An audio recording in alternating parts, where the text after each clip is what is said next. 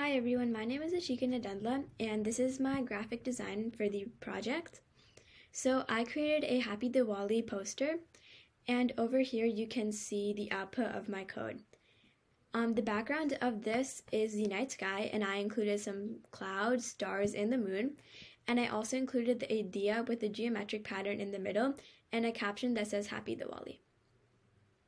So over here is my code, and this part of my code is used for the base part of the diya, and then this part of the code is used for the light part of the diya.